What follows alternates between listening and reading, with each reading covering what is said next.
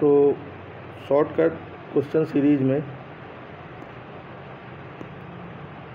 आज हम शुरुआत करेंगे अलजेब्रा के क्वेश्चन से। अलजेब्रा और इसके बाद ट्रिग्नोमेट्री क्वेश्चन से।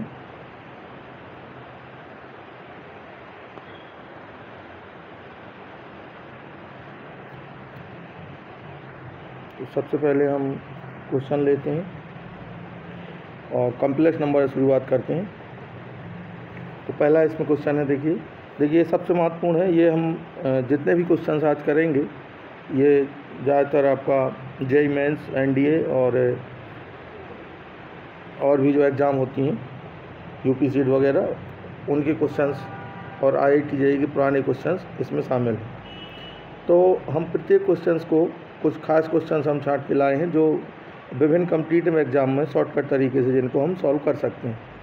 और प्रत्येक क्वेश्चंस को हम वैसे डिस्कशन जो पूरा उसका लॉन्ग तरीका है उसके हिसाब से तो हम जानते ही हैं। यहाँ पे हम मुख्य रूप से आज बात करेंगे कि किसी क्वेश्चंस को हम जनरलिटी लॉस किए बिना पर्टिकुलर तरीके से कैसे उसको सॉल्व कर सकते हैं। ठीक है, तो इसी तरह के क्वेश्चंस हम डील करेंगे आज। तो देखिए पहला क्वेश्चन है, इसमें कह रहा है Z1 भी एक complex number with mod Z1 equal to 1। Z1 एक कॉम्प्लेक्स नंबर है, ठीक है, जिसका मैग्नीट्यूड कितना है 1 है। तो हम Z1 को यहाँ 1 भी ले सकते हैं, 1 + 0i मान सकते हैं इसे। तो इसका मॉड Z1 1 हो जाएगा जो इसको सेटिस्फाई कर रहा है। Z2 कह रहा है अन्य कॉम्प्लेक्स नंबर है, तो हमने Z2 को ले लिया i, ठीक है। और देन कह रहा है by the any complex number, then इसकी वैल्यू पूछी गई।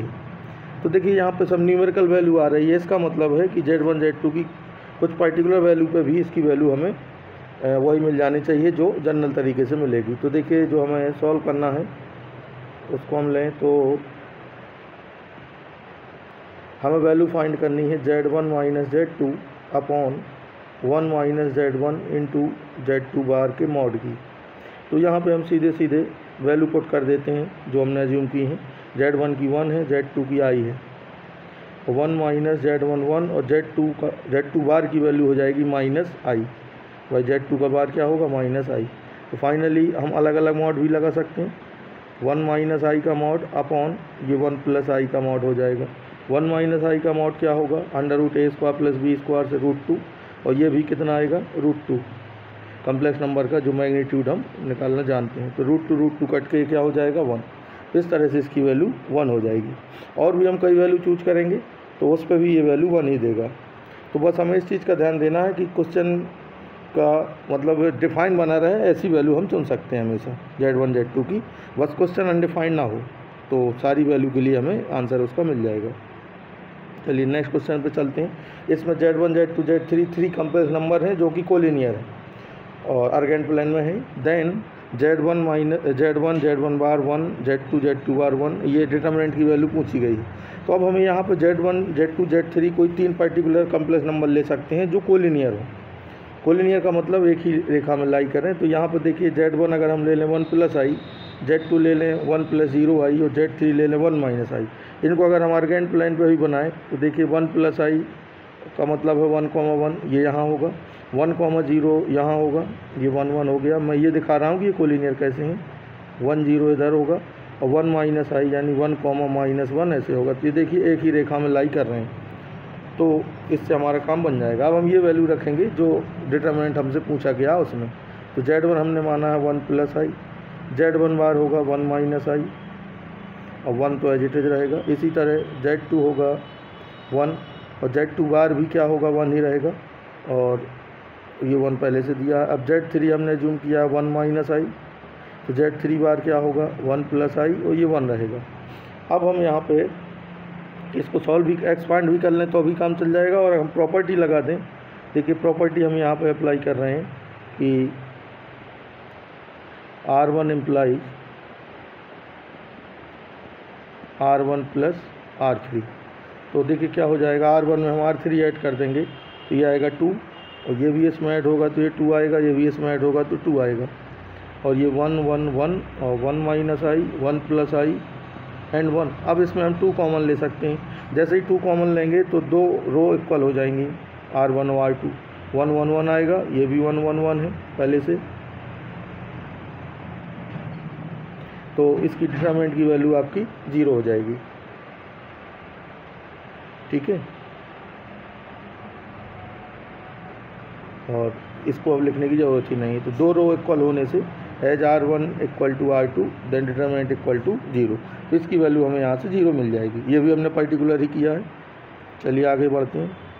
हाँ, अगला क्वेश्चन है कह रहा Z1 Z2 Z3 और Zn-1 are nth roots of unity except 1, then 1/3 - Z1 1/3 - Z2, इसकी वैल्यू क्या होगी। तो देखिए इसमें Z1 Z2 Z3 Zn है जो ये nth रूट ऑफ यूनिटी दिए हैं, लेकिन 1 को इसमें कंसीडर नहीं करना। nth रूट ऑफ यूनिटी हैं लेकिन 1 को छोड़कर। तो अगर मैं n = 3 लेता हूँ तो ये क्यूब रूट ऑफ यूनिटी हो जाएंगे, लेकिन Z1 Z2 Z3 में हमें 1 को छोड़ना है। देखिए क्यूब रूट ऑफ यूनिटी की 3 वैल्यू होती हैं, 1 ओमेगा ओमेगा स्क्वायर। तो यहाँ पे एक्सेप्ट 1 बात कर रहा है तो 1 को हमें यहाँ पे छोड़ देना है। तो Z1 की वैल्यू हम ओमेगा मान सकते हैं, भाई ये क्रम से दिए गए हैं यहाँ पे। तो Z1 ओमेगा हो गया, Z2 हो जाएगा ओमेगा स्क्वायर, क्योंकि 1 को हमें छोड़ना है। तो Z1 की वैल्यू ओमेगा और Z2 की वैल्यू ओमेगा स्क्वायर, और n = 3 रख सकते हैं। यहाँ पे देखिए n तक बात हो रही है, तो अगर हम n = 3 चूज करते हैं तो लेफ्ट हैंड साइड देखिए कितनी हो जाएगी, 1 यहाँ पे 3 रखेंगे लास्ट टर्म में, तो ये Z2 तक जाएगा। तो 3 - Z1 1/3 - Z2। अब हम Z1 Z2 की यहाँ पे वैल्यू रख देते हैं। तो 3 - ओमेगा और 1/3 - ओमेगा स्क्वायर।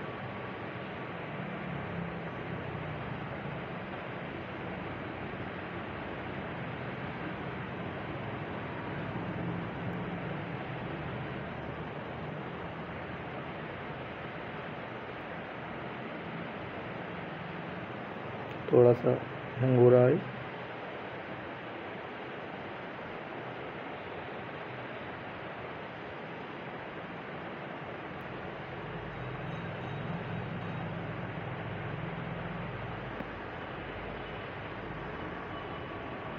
तो ये 1/, यहाँ प्लस साइन है, चलिए इसको मैं हटा देता हूँ।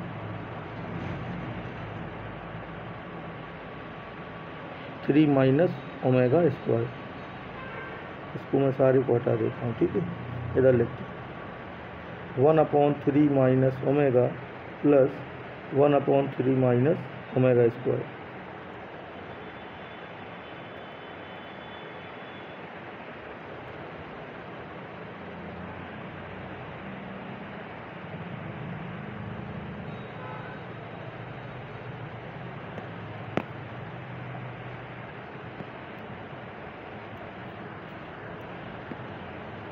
इधर लिख लेता हूँ 1/3 - ओमेगा प्लस 1/3 - ओमेगा स्क्वायर।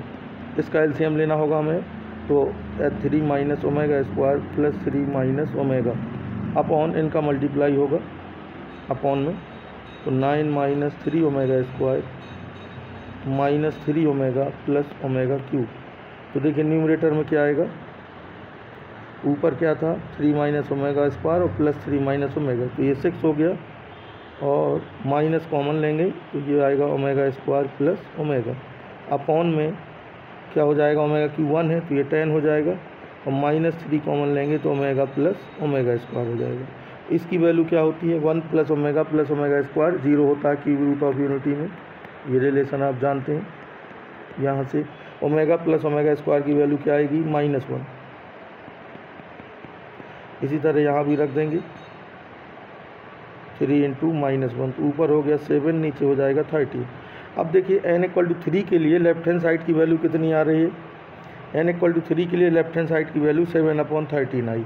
अब हम सारे ऑप्शन में n = 3 रखेंगे। तो पहला ऑप्शन क्या है, n × 3 की पावर n-1 अपॉन 3 की पावर n-1 और 1/2। ये क्या है, n × 3 की पावर n-1। तो n = 3 इसमें रखते हैं तो ये आएगा 3 × ये 9 हो जाएगा अपॉन ये 27 - 1 26 हो जाएगा, ये 1/2। तो ये 27/26 - 1/2। तो इसको 13/26 लिख सकते हैं, तो ये 14/26 बचेगा यहाँ से, यानी 7/13 पहले ही ऑप्शन से मिल रहा है। और बाकी ऑप्शन में आप n = 3 रखेंगे तो 7/13 आपको नहीं मिलेगा। ठीक है, तो इस आधार पे आप कह सकते हैं कि इसका ऑप्शन ए सही होगा। नेक्स्ट क्वेश्चन है, इसमें कह रहा है alpha beta be the roots of equation x square plus p x plus q equal to 0, omega and omega square are imaginary cube root of unity, then इसकी value पूछी गई है। तो देखिए अल्फा बीटा इसके रूट्स हैं, तो equation क्या दी है, x square plus p x plus q equal to 0 के रूट हमें दिए हैं अल्फा एंड बीटा। तो हम यहाँ पर भी पर्टिकुलर बात कर सकते हैं, मान लेते हैं कि let alpha equal to 1 and beta equal to 2, अपनी तरफ से रूट ले लिए पर्टिकुलर। तो इससे इक्वेशन जो मिलेगी वो क्या होगी, इससे जो क्वाड्रेटिक मिलेगी वो होगी x square minus sum of root into product of plus product of root equal to 0। इससे ये क्वाड्रेटिक बनेगी एक्स स्क्वायर माइनस मूलों का योग इंटू एक्स प्लस मूलों का गुणनफल वहाँ से। अब इसका हम कंपैरिजन करा सकते हैं, इसका हम comparison x square plus p x plus q equal to 0 से, तो पी की वैल्यू बेसिकली हो जाएगी -3 और क्यू की वैल्यू हो जाएगी 2 और p हो गया आपका -3। p और q यहाँ से आपके निकल आए। अब ये p और q हम सभी ऑप्शन में रखेंगे, ये बाद में चेक करेंगे। अब यहाँ पे जो दिया गया है ये इसकी वैल्यू पूछी गई है, चलिए हम इसी को सॉल्व करते हैं। ये हमें दिया है alpha omega plus beta omega square, alpha omega square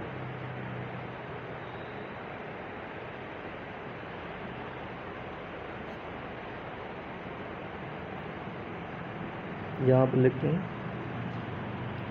alpha omega plus beta omega square और इनटू में है alpha omega square plus beta omega. अब हम अल्फ़ा और बीटा की वैल्यू यहाँ पर रख सकते हैं, अल्फ़ा 1 था और बीटा 2 था, यह आएगा अल्फ़ा की वैल्यू 1 और बीटा की वैल्यू 2। इसको हम सॉल्व कर लेते हैं, इसको सॉल्व करेंगे फिर सभी ऑप्शन में p इक्वल टू, पहले इससे देख लेते हैं क्या मिल रहा है, इसका मल्टीप्लाई करेंगे अंदर तो omega cube 2 omega square 2 omega cube और 4 ओमेगा क्यू। ओमेगा क्यू क्या होता है 1, तो ये 1 हो जाएगा, ये 2 और ये 4, तो 4 2 6 1 7 प्लस 2 ओमेगा स्क्वायर।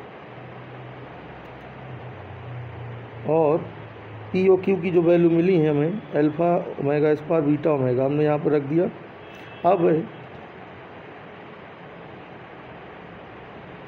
ये वैल्यू देखिए क्या आई थी 2 ओमेगा स्क्वायर प्लस 2। हाँ, अब हम इन सभी ऑप्शंस में p इक्वल टू -3 और q इक्वल टू 2 रखेंगे और जिससे ये इसके इक्वल आ जाएगा वो वैल्यू सही हो जाएगी, ठीक है। और पर्टिकुलर हम यहाँ पे चाहते तो 1 1 करके भी इसको कर सकते थे, यहाँ तो थोड़ा सा लेंदी हो गया है, हम चाहें तो अल्फ़ा बीटा 1 1 भी ले सकते हैं, उससे भी कोई दिक्कत नहीं है क्योंकि 1 1 से भी जनरलिटी लॉस नहीं होगी। देखिए मैं 1 1 से इसको करके दिखा देता हूँ आपको, उससे थोड़ा सा और छोटा ही हो जाएगा, इससे थोड़ा सा लेंदी है, मतलब मैं बीटा भी 1 ले लेता हूँ, इससे भी कोई दिक्कत नहीं। अगर अल्फ़ा बीटा 1 1 है तब इक्वेशन क्या बनेगी, x square minus 2x plus 1, यहाँ से p की वैल्यू आएगी -2 और q की वैल्यू आएगी 1। अब जो रिलेशन हमें दिया है वो क्या हो जाएगा, देखिए अल्फ़ा और बीटा दोनों 1 1 यहाँ पर रखूँगा मैं, तो ओमेगा प्लस ओमेगा स्क्वायर और ये भी हो जाएगा ओमेगा स्क्वायर प्लस ओमेगा। इसकी वैल्यू क्या होगी -1 और इसकी वैल्यू भी क्या होगी -1, तो ये 2 आएगा। अब हम सभी ऑप्शन में p इक्वल टू -2 और q इक्वल टू 1 रखेंगे। तो देखिए पहले ऑप्शन में p स्क्वायर प्लस q है, इसमें p इक्वल टू -2 रखिए तो 4 + 1 5 आएगा, तो ये 2 के इक्वल नहीं है। फिर दूसरे वाले में रखेंगे, सभी में रख के चेक करेंगे तो डी ऑप्शन में देखिए दिया है p स्क्वायर -3q, तो इसमें भी p स्क्वायर मतलब 4 हो जाएगा और 3q और q की वैल्यू 1, तो ये देखिए 2 आ रहा है, तो एक ही से आपको 2 मिलेगा, तो यहाँ से क्लियर हो जाएगा। तो यहाँ पे आप 1 1 ले लें तो कैलकुलेशन और आसान हो जाएगी, ठीक है, जब पर्टिकुलर लेना ही, क्योंकि 1 1 लेने से कोई भी जनरलिटी का लॉस नहीं हो रहा है। नेक्स्ट है क्वेश्चन, इसमें 1 omega omega square cube root of unity दिए हैं और 2n फैक्टर तक इसकी वैल्यू हमें निकालनी है।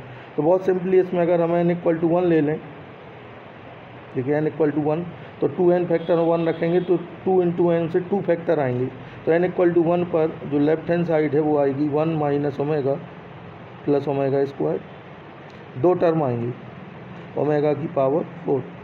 अब देखिए इसकी जगह 1 प्लस ओमेगा स्क्वायर की जगह मैं माइनस ओमेगा रख सकता हूँ, तो -2 ओमेगा हो जाएगा। इसी तरह ये ओमेगा की पावर 4 का मतलब ओमेगा है, तो 1 प्लस ओमेगा की जगह माइनस ओमेगा स्क्वायर, तो ये हो जाएगा -2 ओमेगा स्क्वायर, तो ये आएगा 4 ओमेगा क्यूब। ओमेगा क्यूब क्या होता है 1। तो finally left hand side n = 1 पे कितना आ रहा है 4। अब आप सभी ऑप्शन में n = 1 रखेंगे तो सिर्फ एक ऑप्शन से आपको 4 मिलेगा, वो है आपका सी। ठीक है, ये आपको दिख रहा होगा। n = 1 रखेंगे सी में तो 2 की पावर 2 × 1 दैट इज़ 4, सिर्फ इससे भर मिलेगा हमें। बाकी से देखिए इससे -4 मिलेगा, बी से आपको 2 मिलेगा, तो ऑब्वियस सी बात है सी ऑप्शन यहाँ पे सही हो जाएगा। नेक्स्ट क्वेश्चन है, इसमें 1 omega square cube root of unity दी है, इसकी वैल्यू पूछिए। तो 1 ओमेगा स्क्वायर अगर क्यूब रूट ऑफ यूनिटी है तो ये दो रिलेशन जो होते हैं ओमेगा क्यूब 1 और 1 प्लस ओमेगा स्क्वायर 0 होता है, ये दोनों यहाँ पे एप्लीकेबल होंगे। और एक्स वाई यहाँ पे देखिए, एक्स वाई कोई यहाँ पे रियल नंबर है, यहाँ पे देखिए एक्स वाई दिख रहे हैं आपको लेफ्ट हैंड साइड में,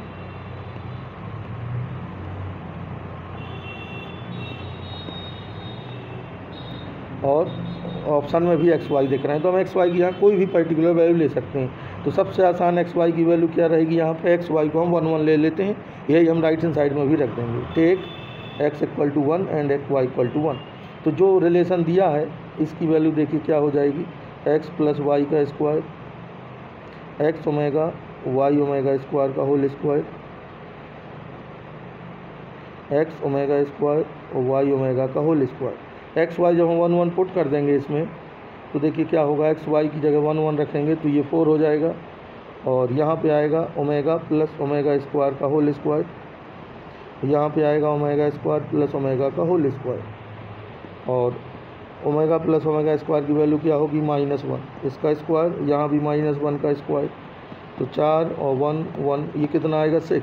अब हम सभी ऑप्शंस में x = y = 1 रखेंगे सभी ऑप्शंस में, तो सिर्फ एक ऑप्शन से 6 मिलेगा हमें। पहले वाले में देखिए ए ऑप्शन में x y 1 1 रखेंगे तो 1 आएगा, और बी में x y 1 1 रखेंगे तो आपका 3 आएगा, और सी ऑप्शन में 6 x y 1 1 रखेंगे तो ऑब्वियसली 6 आ जाएगा।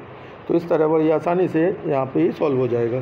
ठीक है, पर्टिकुलर हमने एक्स वाई की वैल्यू ले ली, सबसे आसान वैल्यू क्या रहेगी 1 और 1। 0 लेने से यहाँ पे कई ऑप्शन में 0 आएगा, उससे हमें फ़ायदा यहाँ नहीं होगी। 1 1 सबसे आसान रहेगा। ठीक है,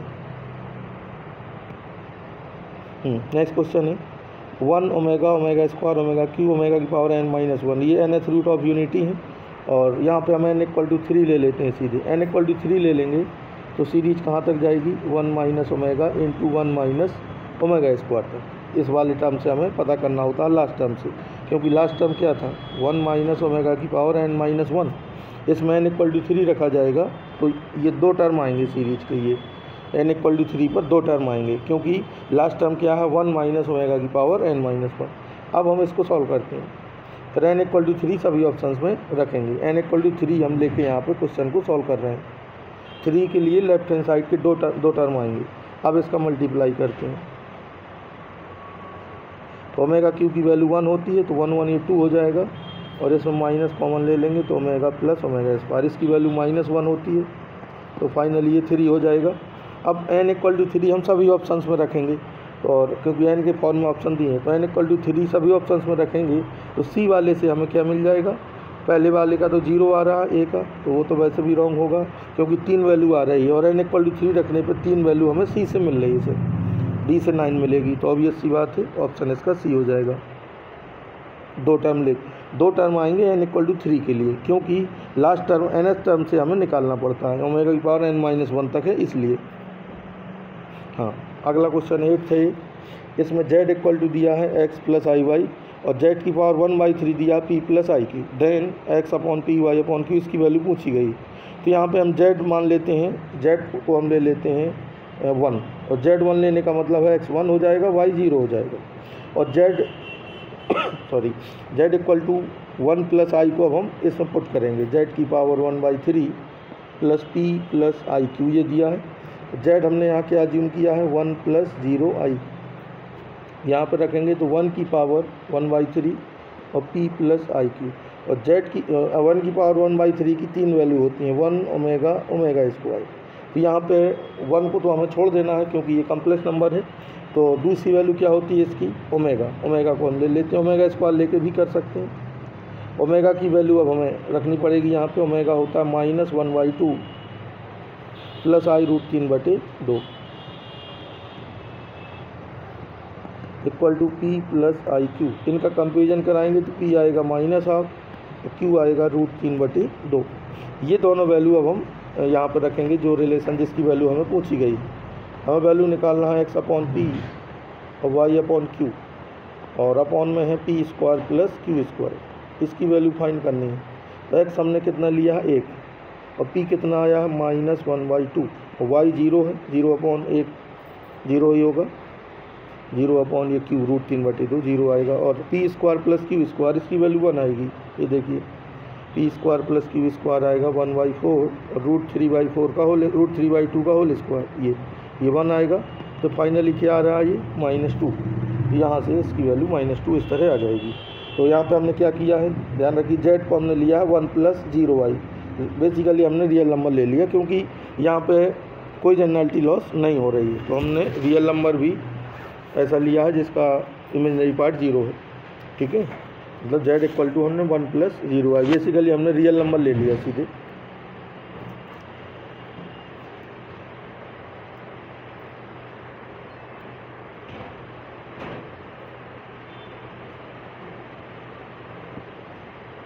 चलिए नेक्स्ट क्वेश्चन पे चलते हैं।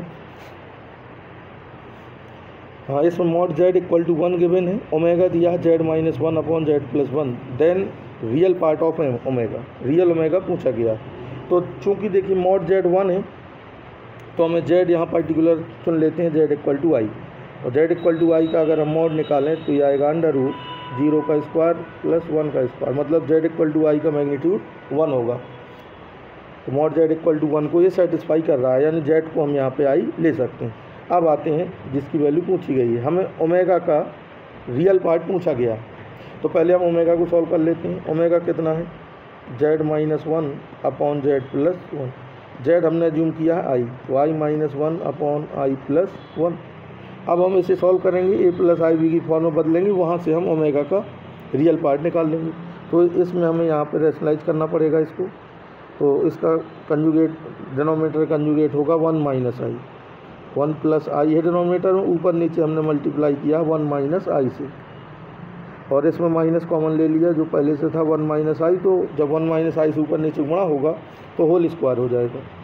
अब माइनस इसको तोड़ते हैं, 1 + i² - 2i अपॉन में आएगा 1 - i², दैट इज़ 2। तो -1/2, i² की वैल्यू -1 रखेंगे तो ये कट जाएगा, माइनस माइनस कट जाएगा, फाइनली ओमेगा की वैल्यू आई, और रियल पार्ट ओमेगा का अब क्या होगा यहाँ पे 0, क्योंकि ये पूरा आई को हम क्या लिख सकते हैं 0 + i, यानी जो ओमेगा है वो प्योरली इमेजिनरी नंबर है, इसलिए इसका रियल पार्ट 0 आ रहा है, और 0 पहले वाले ऑप्शन में दिख रहा है। और भी ऑप्शन में हम रख के चेक करेंगे, अगर हम ओमेगा की इनमें भी रख के चेक करेंगे z, तो 0 इन्हीं में ही मिलेगा हमें। ठीक है, 0 ही वैल्यू आएगी, इन सबसे 0 नहीं मिलेगा। हाँ, ये क्वेश्चन है, इसमें देखिए अल्फ़ा बीटा रूट्स दिए हैं x² - px + q equal to 0 के, इसके रूट्स अल्फ़ा बीटा हैं। और एक इक्वेशन और दी है x² - p' + q' equal to 0, इसके रूट्स हैं alpha dash and beta dash. और हमें एक रिलेशन दिया है, इसकी वैल्यू पूछी गई है। तो यहाँ पे अगर हम बिल्कुल पर्टिकुलर बात करें तो हम एकदम अगर इनको 1 भी ले लें तो जनरलिटी का लॉस नहीं हो रहा, मतलब alpha equal to 1, beta equal to 1, alpha dash 1 ले लें, बीटा डैश भी 1 ले लें, तो पी क्यू की वैल्यू देखिए क्या निकल रही है, पी क्यू की वैल्यू निकल रही है, इस इक्वेशन की वैल्यू क्या हो जाएगी, 1 रूट वाली इक्वेशन आएगी x² - 2x + 1। तो यहाँ से हमें पी की वैल्यू मिल रही है -2, क्यू की वैल्यू मिल रही है 1। इसी तरह दूसरे वाले से पी डैश हमें मिलेगा -2 और क्यू डैश मिलेगा 1। अब जो वैल्यू हमसे पूछी गई है अल्फ़ा - अल्फ़ा डैश का स्क्वायर और बीटा - अल्फ़ा डैश का स्क्वायर, तो ये साफ साफ दिख रहा है कि और अल्फ़ा - बीटा डैश का स्क्वायर और प्लस बीटा - बीटा डैश का स्क्वायर, यहाँ पे भी स्क्वायर है यहाँ पे, और इसकी वैल्यू अगर देखिए हम इन सब की वैल्यू 1 1 रखें तो ये पूरा रिलेशन 0 हो रहा है, मतलब अल्फ़ा और beta, alpha dash beta dash सबको मैंने क्या माना है 1, ये रखता हूँ तो ये वैल्यू 0 आ रही है। अब हम सभी ऑप्शंस में पी क्यू की जो वैल्यू हमें मिली है P Q P dash Q dash की सभी ऑप्शंस में रखेंगे, जिससे 0 आ जाएगा वो सही होगा। और एक से ही 0 आ रहा है, दूसरे वाले से भी नहीं मिलेगा। देखिए पहले मैं ए को चेक करूँ, अगर पी की वैल्यू -2 क्यू की वैल्यू 1, तो ये 2 ए ऑप्शन चेक कर रहा हूँ। पी स्क्वायर मतलब 4 -2 क्यू, क्यू कितना है 1, पी डैश स्क्वायर मतलब 4 -2 क्यू डैश यानी -2 माइनस पी पी डैश, तो ये आएगा 4। देखिए कितना हो रहा है, ये आपका 4 -4 + 4 कट जाएगा, ये -2 -4 हुआ +4 से कट जाएगा, ये आपका 0 आ रहा है।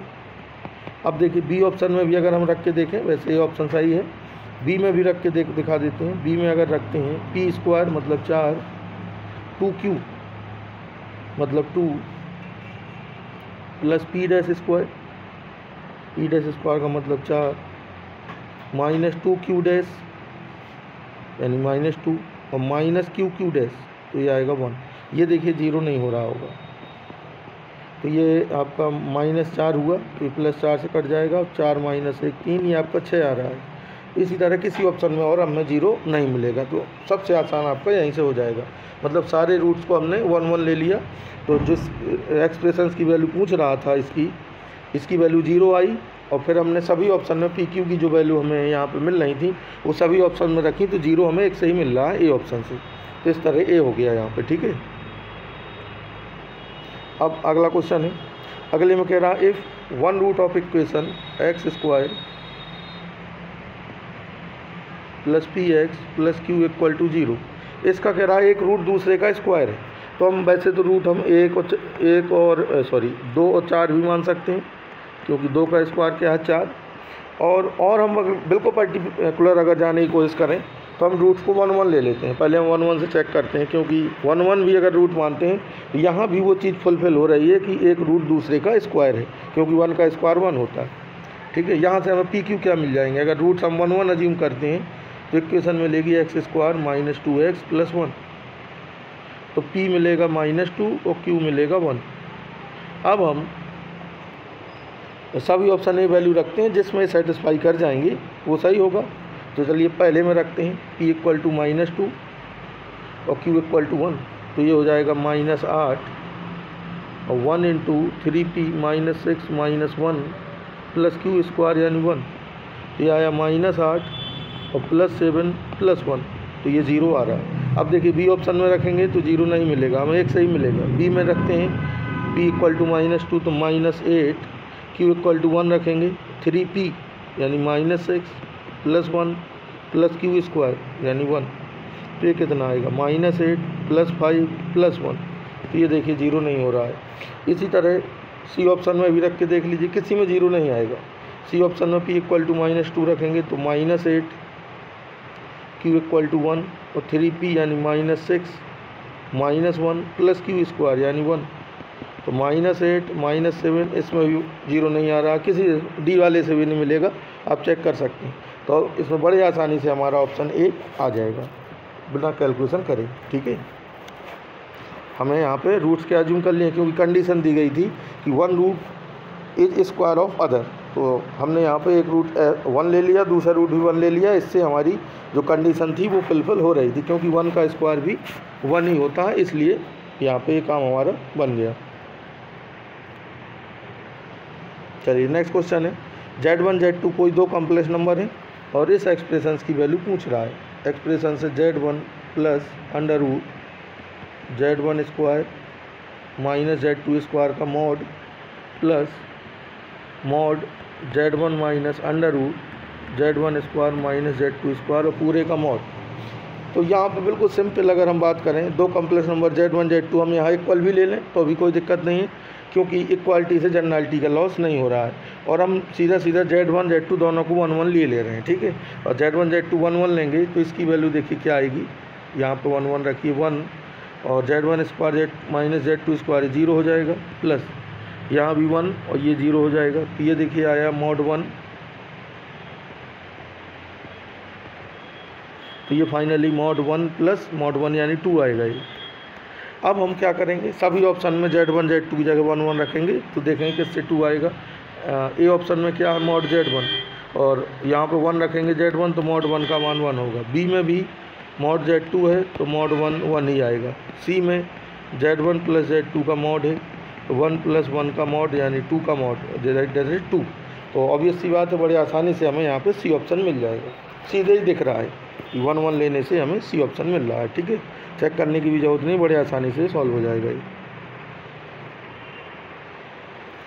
नेक्स्ट क्वेश्चन है, इसमें ये भी अच्छा क्वेश्चन है।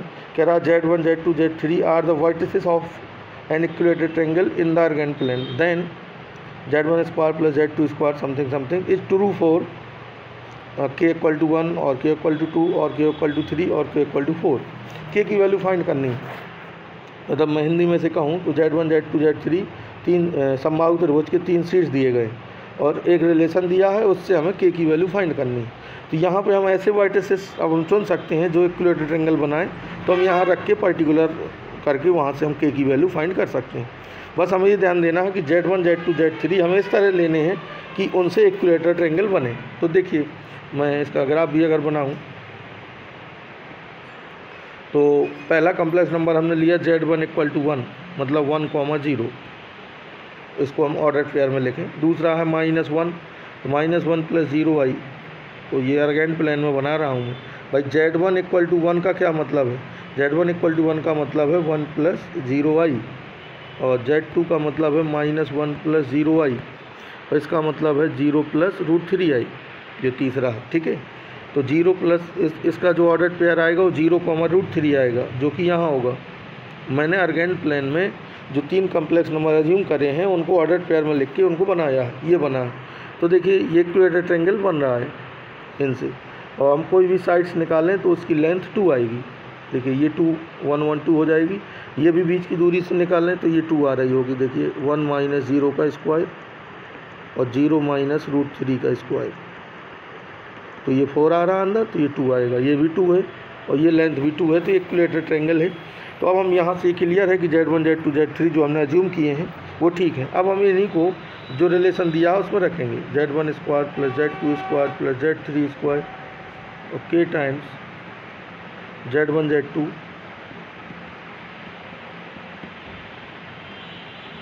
Z2 Z3 and Z3 Z1। अब हम यहाँ सारी वैल्यू रख रहे हैं। तो जब वैल्यू रखेंगे तो Z1 स्क्वायर 1 का स्क्वायर 1, Z2 स्क्वायर ये भी 1 आएगा,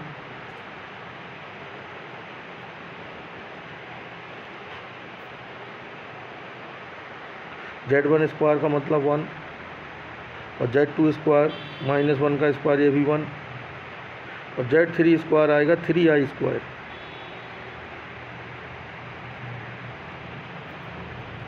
चलिए यहाँ दोबारा लिखता हूँ, Z1 स्क्वायर 1 और Z2 स्क्वायर -1 का square 1 plus Z3 square √3i का स्क्वायर होगा तो 3i स्क्वायर। ठीक है, इक्वल टू k। अब यहाँ भी वैल्यू रखिए, Z1 Z2 तो -1 प्लस Z2 Z3, इन Z2 Z3 का मल्टीप्लाई होगा तो -√3i और Z3 Z1 का होगा तो प्लस √3i। तो देखिए ये और ये कैंसिल हो जाएंगे। आई स्क्वायर की वैल्यू क्या होती है -1, तो 2 - 3 हो जाएगा k into -1, that is -1 equal to -k, that is k equal to 1। तो बड़ी आसानी से k की वैल्यू हमें यहाँ पे मिल जाएगी। बस हमें यहाँ पे जो Z1 Z2 Z3 अज्यूम करना है उस पर हमें थोड़ा सा ध्यान देना है, इस आधार पे हम इसको आसानी से फिर कर सकते हैं। चलिए नेक्स्ट क्वेश्चन है, ये भी एकदम आसान है। इसमें कह रहा है Z is complex number A1 A2 A3 B1 B2 B3 all are real numbers, then ये डिटरमिनेंट पूछा है। तो यहाँ पे भी हम Z1 Z2 Z1 भर एक कम्प्लेक्स नंबर है तो उसको हम ले लेते हैं 1 प्लस 0i। तो Z बार भी क्या हो जाएगा 1 और ये वैल्यू जैसे ही हम डिटरमिनेंट में रखेंगे तो इसकी वैल्यू हमें 0 दिख जाएगी। ये पर्टिकुलर केस में बिल्कुल हम 1 1 ले सकते, जेड को 1 ले सकते हैं, क्योंकि 1 लेने से किसी भी जनरलिटी का लॉस नहीं हो रहा है। तो जेड अगर 1 है तो जेड बार भी 1 होगा। अब हमें जैसे ही इसको डिटरमिनेंट में रखेंगे तो हमें दिख जाएगा कि 2 रो या 2 कॉलम इक्वल हैं, इसलिए इसकी वैल्यू 0 होगी। बहुत आसानी से 0 दिख जाएगा, ठीक है। और ये 1 1 रखेंगे तो देखिए डिटरमिनेंट जो हमें मिलेगा वो आएगा A1 + B1, A2 + B2 and A3 + B3। इसी तरह ये मिलेगा B1 + A1। यहीं से हमें वैल्यू रखेंगे तो साफ साफ दिख रहा है R1 और R2 इक्वल है, और R1 बराबर R2 होने से डिटरमिनेंट की वैल्यू 0 हो जाएगी।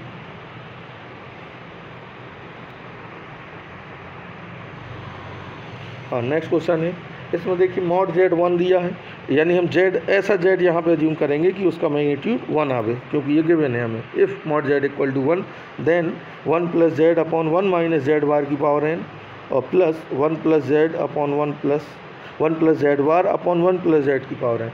तो हम यहाँ पर z को अगर i ले लें, z बराबर i का मतलब है 0 + i, तो हम मॉड जेड इसका निकालेंगे तो मॉड जेड कितना आएगा, ये आएगा √1 दैट इज 1।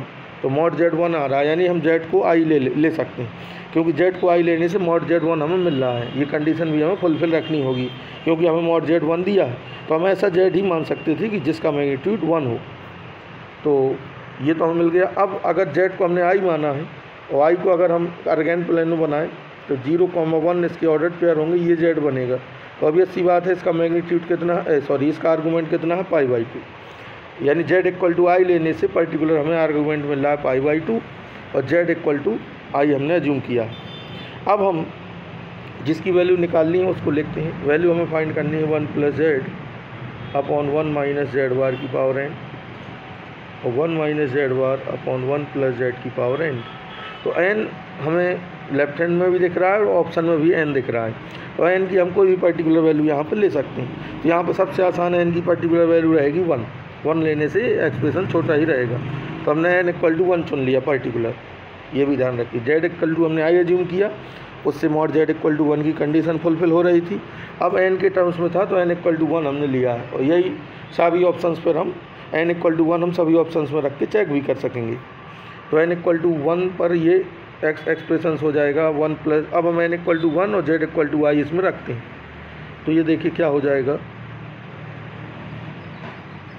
ये हो जाएगा 1 + i अपॉन, अब देखिए जेड बार की वैल्यू क्या होगी, -i, और -i यहाँ रखेंगे तो ये भी हो जाएगा 1 + i, और n इक्वल टू 1 है, प्लस इसी तरह 1 माइनस जेड बार की वैल्यू क्या होगी, -i, तो माइनस माइनस ये भी प्लस हो जाएगा और ये भी 1 + i, और n इक्वल टू 1 है, तो ये 1 + 1 ये कितना आया 2। अब हम सभी ऑप्शंस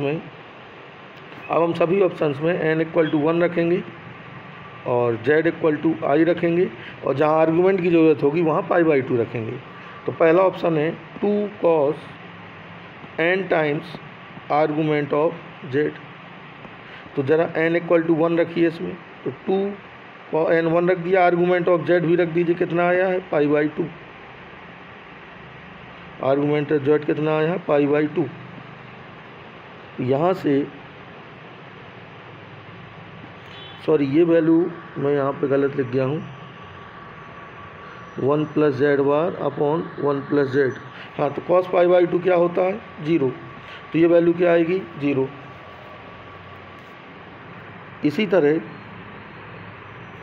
एक मिनट सॉरी, यहाँ पे मुझे चेक कर लेने दीजिए, यहाँ पे था, यहाँ प्लस था साइन, ये प्लस था, ठीक है, ये प्लस होगा तो ये क्या आएगा 1 - i, वैल्यू 2 नहीं आएगी 0 आएगी। चलिए फिर से कर देता हूँ ये, और इस वाले में क्या था 1 + z बार, तो ये -i आएगा, ये मैंने गलत लिख लिए थे, ये यहाँ प्लस था, देखिए जो दिया गया है। फिर से इसको देख लेते हैं, 1 + z, तो 1 + i 1 - i, ये प्लस था यहाँ, और ऊपर है 1 + z और n इक्वल टू 1 रख दिया, तो 1 - i अपॉन 1 + i, ये मिला। अब इसका एलसीएम लेंगे, तो ये मिलेगा 1 प्लस आई का होल स्क्वायर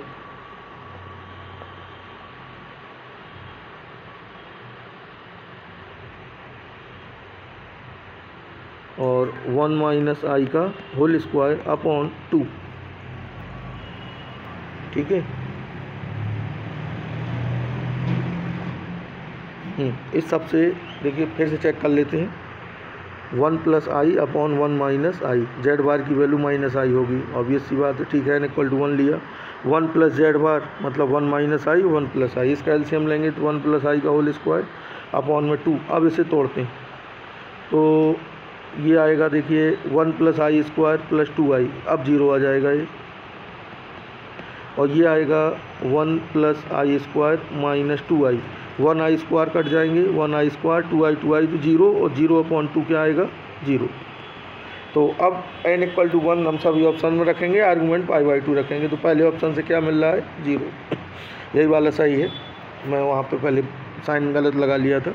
और ऑप्शन में रखेंगे सभी वैल्यू तो 0 हमें किसी से नहीं मिलेगा। जैसे देखिए बी में रखें, बी ऑप्शन क्या है 2 साइन आर्गूमेंट ऑफ जेड, तो आर्गूमेंट ऑफ जेड कितना है π/2, तो 2 साइन π/2, साइन π/2 कितना होता है 1, तो 2 आएगा। सी वाले में रखिए 2 cos n की वैल्यू 1 है, आर्गूमेंट जेड π/2 है तो ये π/4 हो जाएगा, तो ये आपका आएगा 2 और 1/√2 दैट इज़ √2। तो ये भी आपका 0 नहीं आ रहा है, तो 0 एक ही वाले से मिलेगा, वो भी पहला है। तो यहाँ पे बस कैलकुलेशन हमें ध्यान देना है, पर्टिकुलर मान के हम बड़ी तेज़ी से फिर इसको सॉल्व कर सकते हैं। जब आपको इससे प्रैक्टिस हो जाएगी तो फिर चीज़ों को आप तेज़ी से इनको कर पाएंगे। तो आज इतने ही क्वेश्चंस रखते हैं। अब हम नेक्स्ट सीरीज़ में सेकेंड लेक्चर में इसी क्वेश्चंस को आगे बढ़ाएंगे। ठीक है, तो ये हम लगभग इसमें 400 क्वेश्चंस आपको कराएंगे और 4 या 5 लेक्चर इसके बनाएंगे। तो ये पहला शॉर्टकट सीरीज़ का ये पहला है, और बाकी के जितने लेक्चर और लगेंगे तो लगभग हमें इससे 400 या 450 क्वेश्चन सॉल्व करना है। तो ये हम आपको दिखाएंगे, आप इनको सॉल्व भी करते रहें। ठीक है, थैंक यू सबको देखने के लिए।